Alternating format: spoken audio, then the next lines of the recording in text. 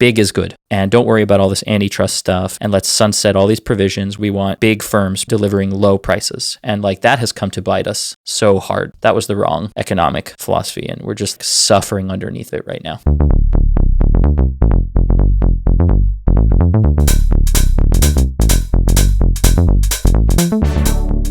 Welcome back to the Three Bosses podcast. Mo bosses, mo problems. So last time we were discussing how companies changing focus from innovation to infrastructure seems to leave them open to competition from new rivals. I had a perspective I wanted to get your opinion on about why companies stop innovating. And I guess some of that was about synergy specifically. I think also when I think about a company like Adobe, for instance, Adobe makes all of this design software, Photoshop, Illustrator, things that even if people aren't designers, I think most people in the United States have heard of Photoshop. And yet from my observation, Adobe is not actually a design company per se. They happen to sell software that designers use. Right. But from my perspective, they don't really make software for designers anymore.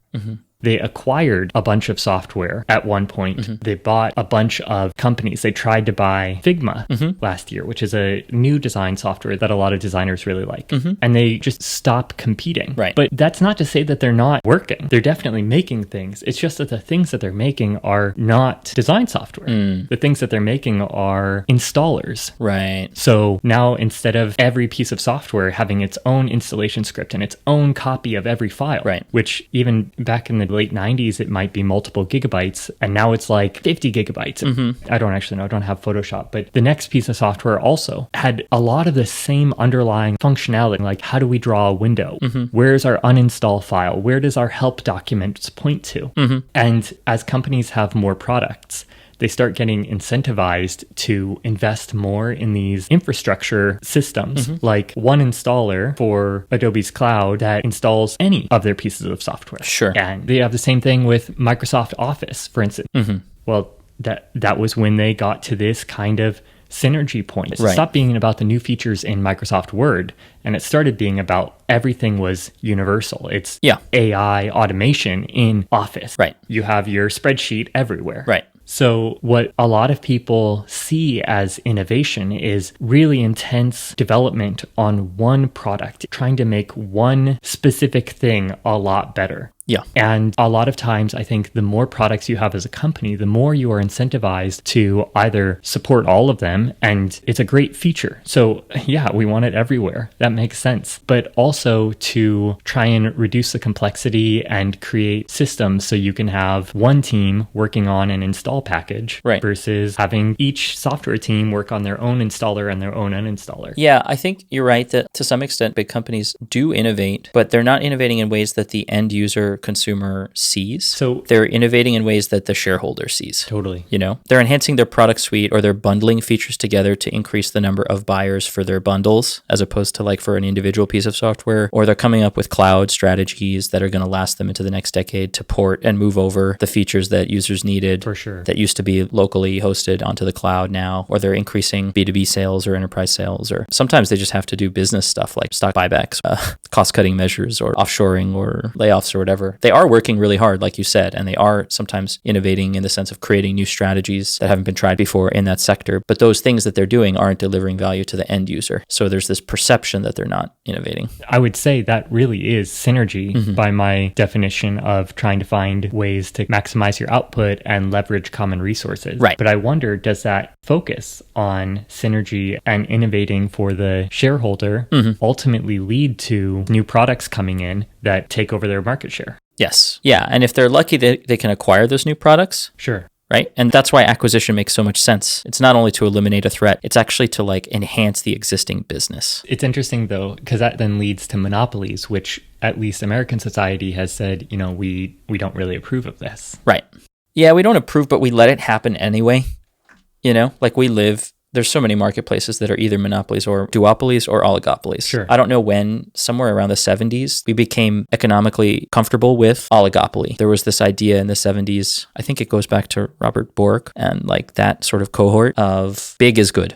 Big will mean better prices for consumers, and the consumer price index is the only thing that matters. It's the only way we measure success as an economy. So big is good. And don't worry about all this antitrust stuff, and let's let antitrust law go stale, and let's sunset all these provisions. We don't want thriving marketplaces. We want big firms delivering low prices. And like that has come to bite us so hard now. That was the wrong economic philosophy, and we're just suffering underneath of it right now. It's interesting though, because like I can definitely see the argument for that in terms of, yeah, I'm very glad to just be able to go out and buy a new pair of socks or a new t-shirt or something. And it's something functional. Yeah. It's not like a hollow argument. I don't think it's like lacking in some meat, in some merit, especially at a time when globalization was just starting to explode. People were sort of clearing the way for large international companies to exist, right? I'm sure there were really good arguments about how could we take advantage of a globalized world if everyone's too small to have a presence in 8 countries. Like, for sure. Sure, I'm sure there's some really good arguments there, but I think we're starting to see the pain and the dark side of it. I feel like a lot of the excuses, I'm going to call them excuses because I don't know the validity, but it feels a little bit too defensive, kind of preemptively defensive. But a lot of the excuses that I have heard for defending these duopolies or monopolies in America, so many areas only have one provider for broadband or high-speed internet, and that's just okay. Then Americans end up paying $70, $80 a month for what can turn out to be unreliable or sometimes very low quality service, but they don't have anyone else to turn to. Like you can't get anything else. It's so unbelievable. And it's a really terrible situation because they truly just don't have any options. Yeah. And short of another internet provider moving in and offering competing rates, which is difficult to do when you have to establish a new headquarters there. And if it's internet, you have to go and wire people's homes because a company owns all of those wires. Right. It's not public. And like, yeah, of course, all of that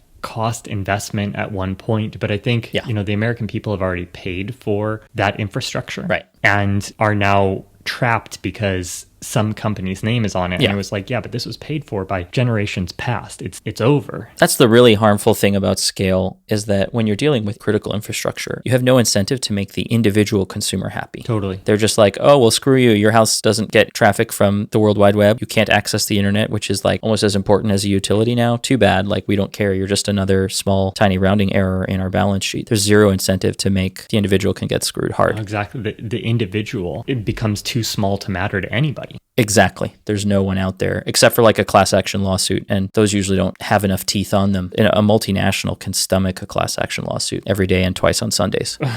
It's awful.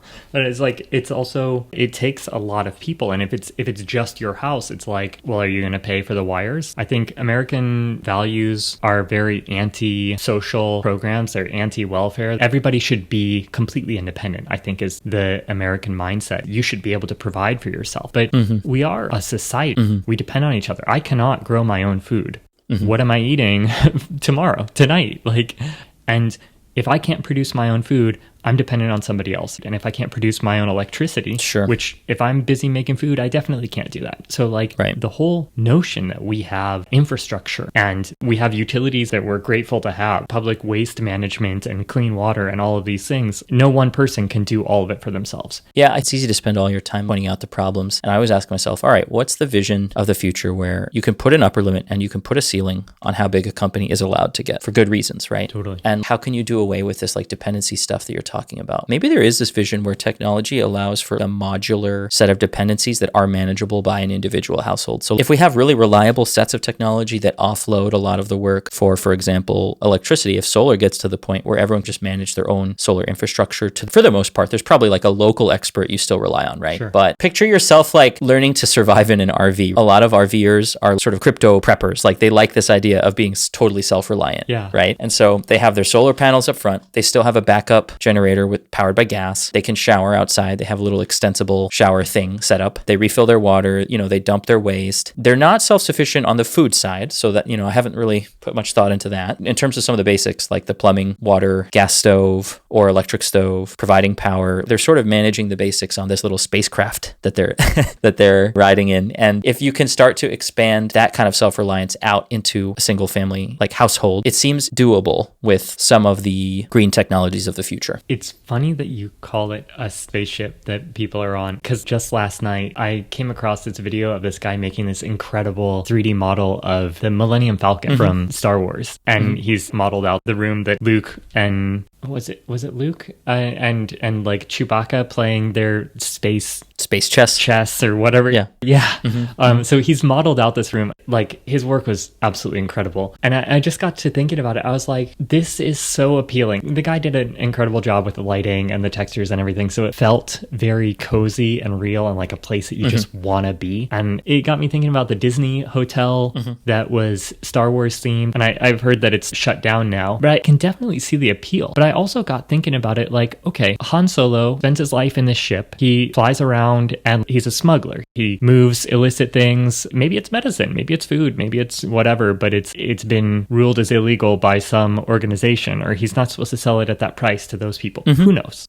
But he's really just a space truck driver living in an RV. Right. And it's funny because I think that I'm probably not alone in thinking, wow, this is kind of maybe not glamorous, but an exciting life. And really, he's just got a nice space, this cool ship that he relies on. Right. And yeah, he can do whatever with it he wants, but it's his home and it's the truck that he moves his goods in, and that's it. Yep. But I think he's still reliant on, he's got to find supplies. He's got to find people to give him fuel. As far as I saw, he doesn't have like a hydroponic garden or something. Yeah. That's why I think it's like a middle ground, right? You've taken some of the infrastructure on to yourself so that, like, if all else fails, you do have some mobility and reliability independent of like big space electric co. But of course, you are still dependent for some things. That's why it's like a middle ground. In Star Trek, they had replicators, so they didn't need to worry about food. Yeah, they just use their electricity. Yeah, that, I think if we can come up with the replicator technology and you don't mind eating a materialized banana or something, then that's cool. I remember when I was a kid, I was talking to one of my relatives about this, and I was like, if a factory can make a great tasting, nutritious banana, a Soylent Green banana, but as far as I'm concerned, it's a banana. It comes in a plastic compostable wrapper, and I eat it, but it gives me banana and then some. I think replication is sort of this metaphor